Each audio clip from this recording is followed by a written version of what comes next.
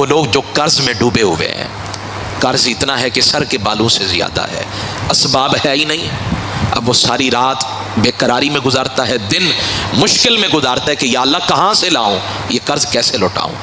میں ان کو یہ حدیث سے پاک پیغام اور تحفہ کے طور پہ سنا رہا ہوں۔ میرے آقا ایک دن مسجد نبوی میں جلوہ فراز تھے، تشریف لائے تو دیکھا کہ ایک صحابی ہیں جو مسجد نبوی کے اندر بیٹھے ہیں، تو حضور کو تشویش لائے کوئی کہ نماز کا وقت بھی نہیں ہے، تو یہ میرا صحابی، میرا کلمہ پڑھنے والا مسجد نبوی میں کیا کر رہا ہے؟ تو میرے آقا نے فرمایا اے ابو امامہ، نماز کا وقت بھی نہیں ہے اور تم مسجد میں بیٹھے ہو اور تمہاری پیشانی پر تفکر کے آثار ہیں، چہرے پہ یہ پریشانی کے آثار ہیں، بتاؤ نہ ذرا۔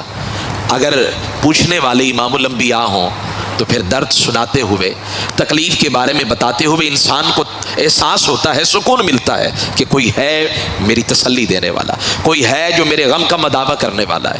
تو حضرت ابو امامہ رو پڑے، کہنے لگے بندہ نواز، روزگار ہے ہی نہیں، رزق کے معاملات مخدوش ہیں، قرض اتنا ہے کہ سر کے بالوں سے زیادہ ہے، غم ہے کہ رات کو سونے نہیں دیتے، بستر کانٹوں کا بن گیا ہے، چین نہیں ملتا، ادھر غم کھائے جا رہے ہیں، ادھر لوگوں کا قرض ہے کہ وہ دن بدن چڑھتا جا رہا ہے۔ حضور اب کہاں جاؤں؟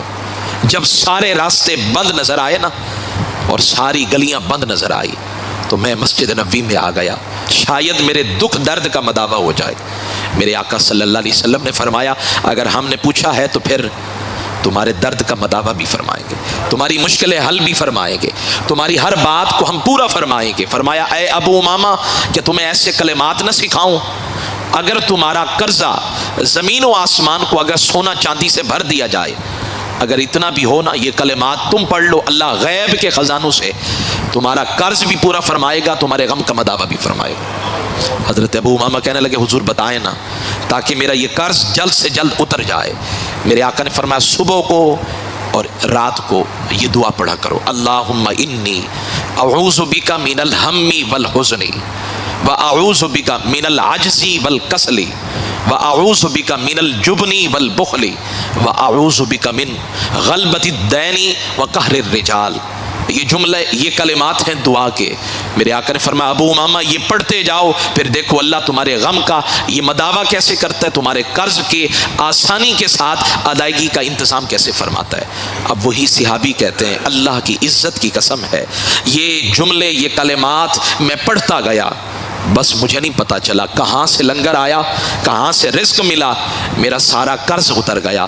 پہلے تھا کہ رات کو چین نہیں ملتا تھا، غم تھا کہ کھائے جا رہا تھا، اب غم قریب آتا ہی نہیں ہے، قرض ہے کہ سارا اتر گیا ہے۔